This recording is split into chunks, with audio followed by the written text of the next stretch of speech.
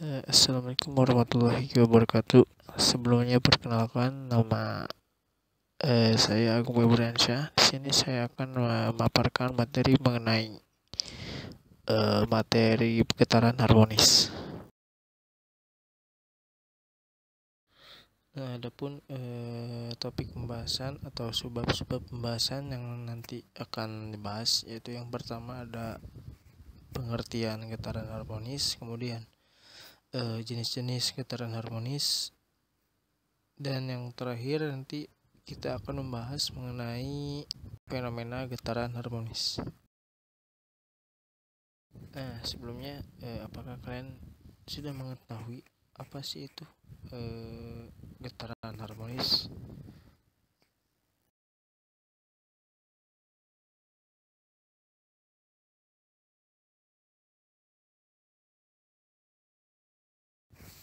Nah, di mana pengertian dari getaran harmonis itu sendiri yaitu adalah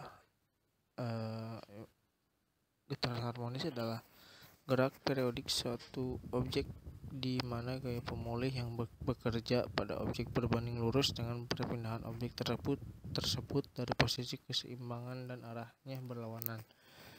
Kemudian di mana getaran harmonis ini sering dijumpai dalam berbagai sistem fisika ya, seperti pada pegas, massa, bandul, serta sirkuit listrik. Nah, untuk prinsip dari getaran harmonis itu sendiri biasanya digunakan dalam berbagai aplikasi teknologi, termasuk resonansi mekanis, akustik, dan juga analisis spektral ya. Nah, biasanya seperti dalam gitar pun tuh ada ya, kayak prinsip getaran harmonisnya itu di alat musik gitar tuh ada prinsip dari si getaran harmonis itu sendiri.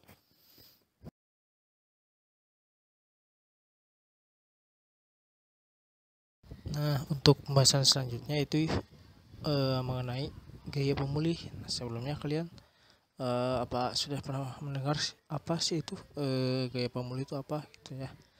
Nah ya, jadi gaya pemulih ini adalah gaya yang berusaha mengembalikan suatu sistem ke posisi keseimbangan atau posisi awalnya ketika sistem tersebut mengalami perpindahan atau deformasi. Nah, jadi gaya ini selalu bekerja ke arah titik keseimbangan dan besarannya berbanding lurus dengan jarak perpindahan dari titik keseimbangan.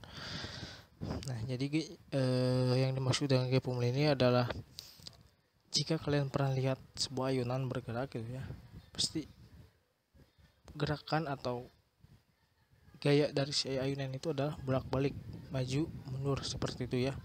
Nah, itu disebut sebagai gaya pemulih ya. Jadi gaya pemulih juga bisa disebut sebagai gaya atau gerakan bolak-balik suatu benda gitu ya, seperti di ayunan itu kan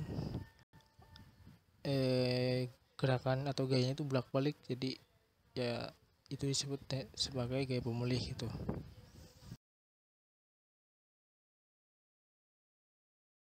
Nah, jika tadi kalian sudah membahas mengenai definisi atau pengertian dari gaya pemulih, sekarang kita akan membahas mengenai karakteristik dan juga contoh dari gaya pemulih. Jadi karakteristik atau contoh dari gaya pemulih itu seperti apa sih ya? Nah, sekarang kita akan bahas. Untuk karakteristik gaya pemulih itu sendiri, yang pertama ada arah gayanya ya. Dimana gaya pemulih ini arah gayanya selalu bekerja ke arah posisi keseimbangan, dimana jika sebuah objek digeser dari posisi keseimbangannya, maka gaya pemulih akan berusaha menarik objek tersebut kembali ke posisi semulanya. Nah, seperti pada ayunan tadi ya, jadi ketika kalian mengayunkan sebuah ayunan misalkan ke depan atau ke belakang, otomatis si ayunan itu akan berusaha untuk kembali ke posisi awalnya gitu. Jadi itu juga merupakan salah satu karakteristik dari gaya pemulih seperti itu ya. Kemudian yang kedua ada proporsionalitas. Nah, dimana besar gaya pemulih berbanding lurus yang tadi ya yang sudah disebutkan. besaran si gaya pemulih ini berbanding lurus dengan perpindahan dari posisi keseimbangan gitu, dimana hal ini dapat dinyatakan dalam bentuk hukum Hooke ya, itu prinsip fisikanya yaitu dari bentuk hukum Hooke. Nah, itu tadi kita membahas mengenai karakteristik gaya pemulih. Nah, sekarang kita bahas contoh gaya pemulih ya. Apa saja sih contohnya? Sini ada yang pertama ya, ada pegas, dimana dalam sebuah sistem pegas dan massa gaya pemulih dihasilkan oleh pegas gitu ya. Jadi si pegas ini merupakan salah satu yang menghasilkan si gaya pemulih ini gitu ya. Nah, jadi gitu ya. Untuk yang kedua, bandul sederhana, dimana dalam bandul sederhana ini si gaya pemulih ini adalah komponen dari gaya gravitasi yang menarik bandul kembali ke posisi keseimbangannya saat berayun. Nah, sistem bandul sederhana ini hampir mirip seperti sistem ayunan gitu ya. Jadi arahnya tuh jadi bolak-balik gitu ya. Jadi ya gitu. Ketika kita misalnya ketika kita menarik si bandul ke arah ke atas ke atas ya, atau ke kiri gitu, nanti ketika kita lepaskan si bandulnya, si gaya atau si gerakannya itu akan bolak-balik, dan juga akan si bandulnya akan berusaha untuk kembali ke posisi semulanya. Nah, seperti itu ya.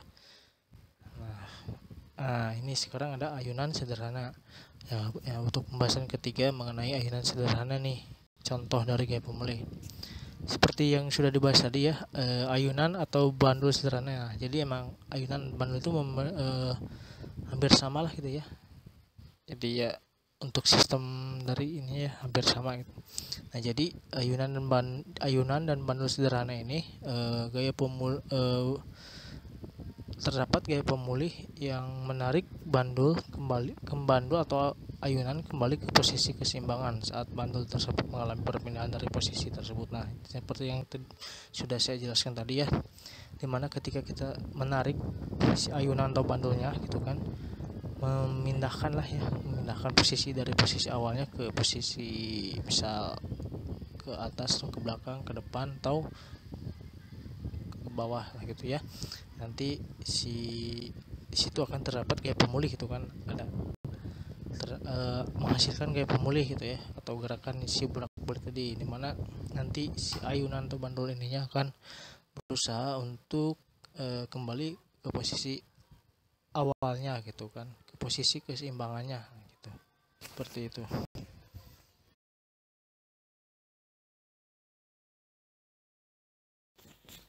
Nah, untuk pembahasan selanjutnya itu mengenai jenis-jenis getaran harmonis. Nah, setelah tadi kita membahas mengenai pengertian, kemudian karakteristik dan juga contoh dari getaran harmonis, dan juga kita sudah membahas mengenai gaya pemulih ya. Nah, sekarang kita akan membahas jenis-jenis getaran harmonis, dimana yang pertama ada getaran harmonis sederhana. Nah, jenis yang pertama ini atau getaran harmonis sederhana ini adalah getaran dimana si gaya pemulihnya berbanding lurus. Nah, tadi sudah kita bahas juga ya, dimana gaya pemulih dari getaran harmonis ini berbanding lurus ya. Jadi dimana semakin besar gayanya, maka frekuensi ataupun hasilnya pun akan semakin besar pula. Nah, itu berbanding lurus ya. Sekarang dimana dengan perpindahan dan arahnya berlawanan gitu. Kemudian yang jenis yang kedua ada linear dan non linear, dimana sistem hampir sama, dimana sistem gaya pemulihnya itu berbanding lurus dengan perpindahan gitu ya.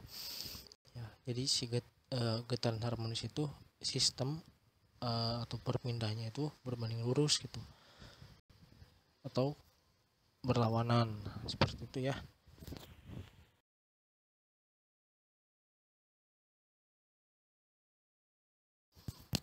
Nah, untuk contoh yang lainnya atau jenis-jenis getaran harmonis yang lainnya, yang ketiga ya, ada getaran harmonis deregulasi, dimana getaran yang dikendalikan yaitu secara elektronik atau mekanik ya, atau bolak-balik tadi ya, seperti gaya pemulih tadi, untuk tetap pada amplitudo atau frekuensi tertentu gitu ya, seperti itu.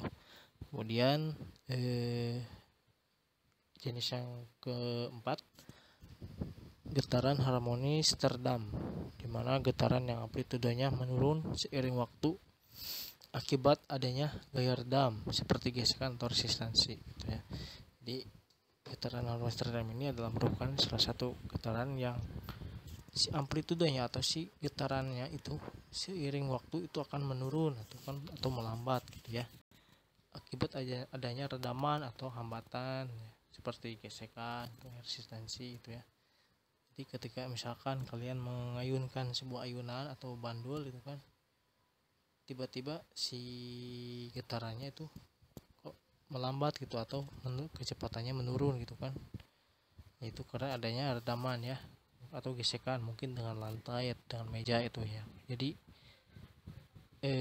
seiring waktu itu kan si getarannya akan menurun gitu, bisa karena ada gesekan atau emang ya secara logis ya emang bakal berhenti gitu ya si getarannya seiring waktu gitu ya, seperti itu. Kemudian getaran harmonis paksa. Nah ini mungkin agak aneh, mungkin kalian mendengarnya agak ambigu gitu. Paksa, paksa gimana sih maksudnya? Nah, sini saya akan menjelaskan ya. Jadi yang dimaksud dengan getaran harmonis paksa itu getaran yang dipertahankan oleh gaya luar periodik gitu ya, dimana biasanya si amplitudonya itu atau amplitudo getarannya bisa meningkat jika frekuensi gaya paksa mendekati frekuensi alami sistem gitu, seperti itu ya. Nah ini untuk pembahasan yang terakhir nih, yang ketiga ya. Jadi ini pembahasan terakhir mengenai fenomena getaran harmonis. Nah ya, sini kan kita belajar fisika nih ya, mana fisika itu terkenal akan fenomena-fenomenanya gitu kan. Fenomena-fenomena fisika itu emang menarik untuk dipelajari ya. Nah salah satunya ini adalah fenomena dari getaran harmonis gitu ya. Nah sebelumnya saya ingin tanya, apa kalian sudah tahu, mungkin ada kalian yang sudah tahu gitu, apa sih fenomena dari getaran harmonis itu gitu kan. Nah ya, kita bahas sama-sama gitu ya mengenai fenomena getaran harmonis. Jadi getaran harmonis adalah fenomena fisika yang terjadi dalam banyak sistem secara alami atau buatan gitu ya. Nah di sini juga ada beberapa contoh dan juga penjelasan mengenai fenomena getaran harmonis dalam kehidupan sehari-hari nih. Mungkin kalian pernah lihat gitu ya. Nah ya, dalam kehidupan sehari-hari dan berbagai aplikasi teknisnya. Yang pertama ada pegas dan juga massa nih. Nah kan itu sudah dibahas tadi juga ya, sudah dijelaskan bahwa pegas dan massa ini emang merupakan bagian dari getaran harmonis gitu ya, dimana massa yang digantung pada pegas akan berosilasi gitu, naik turun, gerakan osilasi ya sebetulnya. Naik turun itu sebutnya naik osilasi gitu ya, berosilasi jika ditarik dan dilepaskan ya, tadi yang sudah dijelaskan ya. Ketika ditarik dan dilepaskan itu kan, nah maka itu akan berosilasi itu gerakannya, jadi akan naik turun gitu.